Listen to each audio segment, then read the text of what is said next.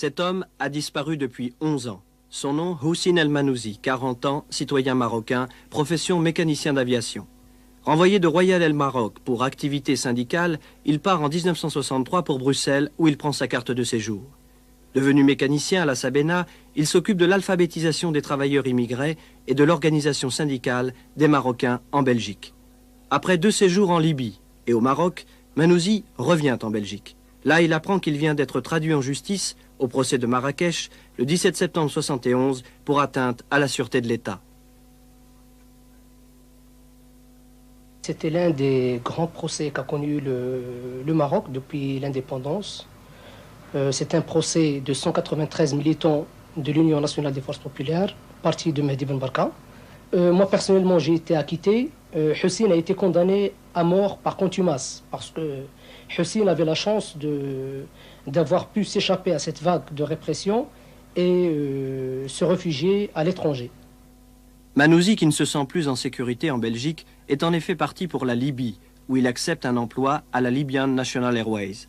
À Tripoli, il rencontre un autre Marocain, Driss Admoun. Cet homme d'affaires va lui offrir de l'aider dans ses activités syndicales. Une amitié née entre les deux hommes, et Manouzi confie à ce nouveau compagnon son projet de voyage touristique en Tunisie.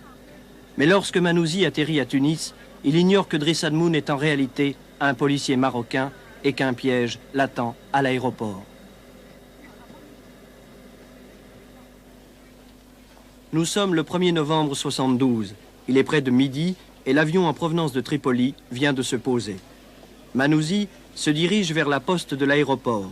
Là, il envoie un télégramme pour rassurer ses amis restés à Tripoli. Il y avait dans le télégramme « Je suis bien arrivé, signé Gaspard ». Est-ce que je peux vous demander pourquoi vous conservez l'anonymat?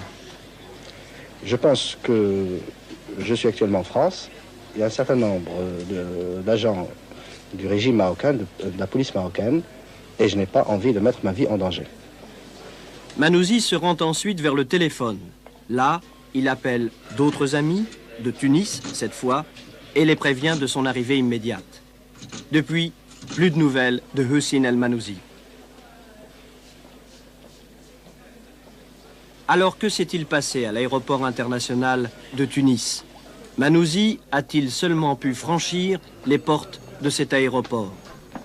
A-t-il été conduit au poste de la Sûreté nationale, tout proche?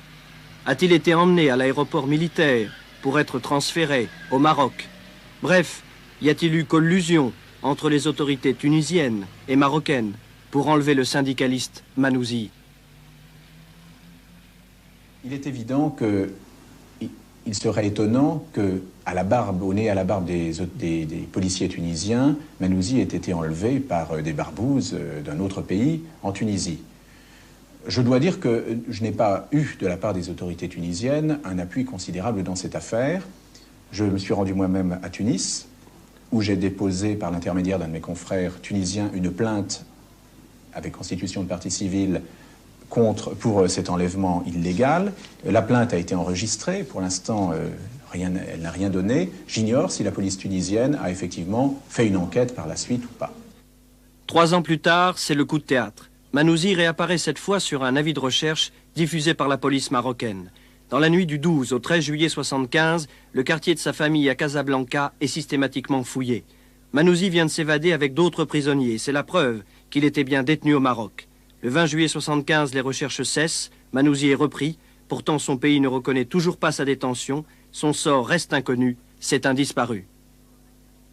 Disparu comme ces militaires, auteurs de tentatives de coup d'État en 71 et 72. Ils ont été arrêtés, condamnés. Ils ont purgé leur peine et pourtant, nul ne sait où ils se trouvent à présent. À Rabat, les mères sont nombreuses à demander des explications. Ils ont été condamnés à 5 ans de prison et à une amende. Nous avons accepté cela. Nous avons beaucoup pleuré et nous avons remis notre sort à Dieu. S'ils ont commis un péché, ils méritent un châtiment. Mais on nous dit qu'ils sont en prison au Sahara, qu'ils ont faim, qu'ils sont morts. En fait, nous n'avons aucune information. Selon un rapport d'Amnesty International, des disparus civils, mais surtout des militaires, seraient détenus dans le sud marocain, à Tazmamart. Amnesty précise que les conditions d'incarcération y seraient effroyables. Des lettres ont réussi à sortir de cet endroit perdu. Par exemple, celle-ci, datée de février 79. J'espère que ce mot te parvienne. J'ignore si tu as une idée de l'enfer de Tazmamart. Réclusion perpétuelle, demi-ration de soldats, ennui, froid, faim, obscurité et solitude. Et cet autre, du 12 juillet 80. C'est une mort horrible que nous ingurgitons goutte à goutte. Depuis notre entrée dans un trou noir, nous ne sommes pas sortis un seul jour au soleil. Nous sommes alors partis à la recherche de l'endroit qui n'existe pas, ce Tazmamart, dont le mouvement Amnesty International lui-même ne parle qu'au conditionnel. Seules indications dont nous disposions, cette montagne, sur laquelle est inscrite la devise « Dieu, le roi, la patrie ». En fait, le site de Tazmamart, c'est ce cirque désolé, la vallée du fleuve Ziz, avec entre l'hiver et l'été des écarts de température impressionnants. Et puis, un autre repère au milieu de cette muraille montagneuse, la présence d'un ancien fort laissé par les Français. Juste au-dessus, un poste militaire marocain garde ses fenêtres toujours ouvertes pour surveiller la route. La route unique, devenue blanche, poussiéreuse, qui conduit à cette prison invisible aux yeux du monde, car ici la région est interdite, y compris aux avions. Mieux, elle n'existe même pas sur les cartes routières. Invisible donc ces deux blocs sur la droite. Invisible aussi ce long bâtiment sur la gauche, qui jouxte un réservoir d'eau. Combien sont-ils incarcérés ici? Une cinquantaine? On l'ignore. Ce que l'on sait, c'est qu'une quinzaine de prisonniers seraient morts à cause des terribles conditions de détention.